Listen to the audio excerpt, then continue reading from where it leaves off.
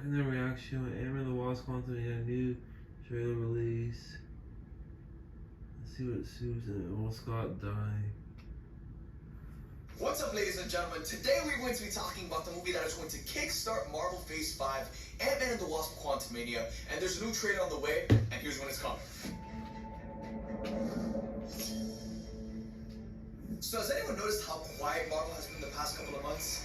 At the end of October, beginning of November, we were being fed so much content.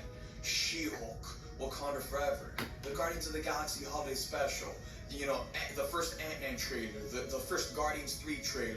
Marvel has been a little bit quiet in November, in December, and now in January, it seems like they're ready to start making some noise once again, because on January 9th, next Monday, we are going to be getting a brand new trailer for Ant-Man and the Wasp Quantumania, which is, of course, hitting theaters on February 17th and kickstarts Marvel Phase 5.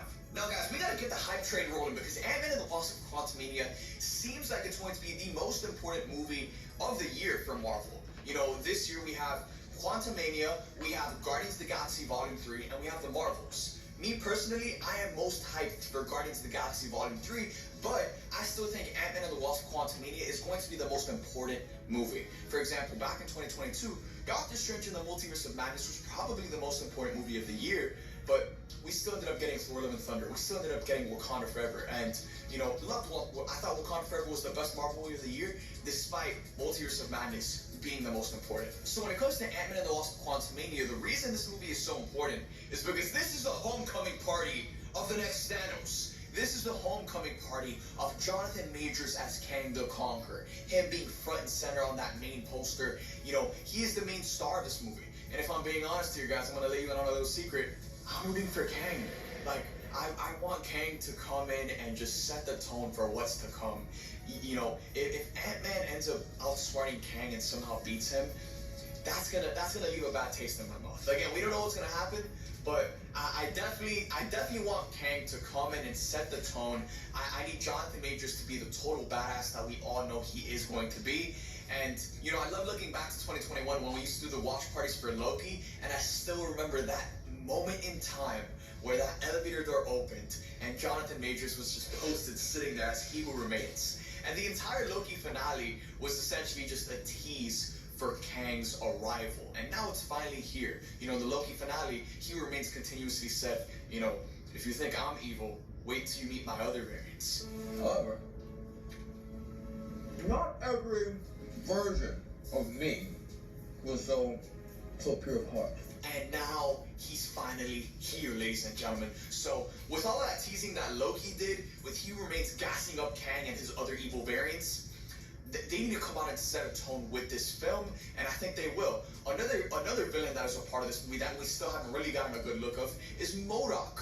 MODOK is another character that's going to play a huge role in this movie. So I think with this new trailer that we're going to be getting on January 9th, we're going to get our official look at MODOK, and this trailer is going to give us a ton more about what this movie is going to be about. In regards to what time the trailer's dropping, the trailer's going to be dropping on Monday Night Football, so that begins at 7:30 p.m. Eastern Time, which is 4:30 p.m. Pacific Time over here on the West Coast. Another secret I want to let you guys in on is that when it comes to this movie, I want Scott to die. I really do. I love Scott Lang. The first Ant-Man movie is genuinely one of the most underrated MCU movies. I love the first Ant-Man movie so much, and I thought it did such a great job in providing a different perspective to the MCU and telling a superhero story from the perspective of a father who's just trying to be the hero that his daughter believes him to be. I found that so endearing, so heartwarming, and I think this is the movie to wrap up Scott's arc. You know, now Cassie's all grown up. This feels kind of like a coming of age film for Cassie, and now that she's finally grown up, now she's, you know, using her own suit, she's becoming Stature, and she's becoming her own hero. So I feel like this would be the perfect mark to end off Scott's story. And I know that might not be something you guys all want to see, because I don't want to see Scott Lang die, but I also, like, I feel like this is the perfect point for Scott Lang's story to end. And you know what I'm saying? Like, there comes a point where, kind of like how Robert Downey Jr. and Chris Evans said back when Endgame came around, there comes a point where, you know, it feels right to end the story here. And we're probably going to see Robert Downey Jr. and Chris Evans come back in the future, but in terms of their main characters, Endgame was the perfect spot to have those characters, you know, just take one final lap around and just to celebrate those characters on the big screen once again. And I think this movie is that for Scott. I think this is the perfect movie to end Scott Lang's story, and I think it would go a long way in setting the tone for Kang and really striking fear in a lot of us and getting us excited. Like, yo, this guy makes Thanos look like a bitch. So now he's come to the MCU and if he kills Scott Lang, then I think that'll really set the tone for how much of a threat Kang is, and it'll strike fear in us of what he's gonna do to the other heroes that he comes across in the MCU. Regardless, I'm super hyped to get a new look at this movie on January 9th, next Monday, and I'm excited that Marvel's back and making some noise once again and getting the year going. Phase 5 is here. Let's freaking go, ladies and gentlemen. So let me know in the comment section down below, what are you most excited to see in this trailer? What excites you the most about Ant-Man and the Wasp: Quantumania?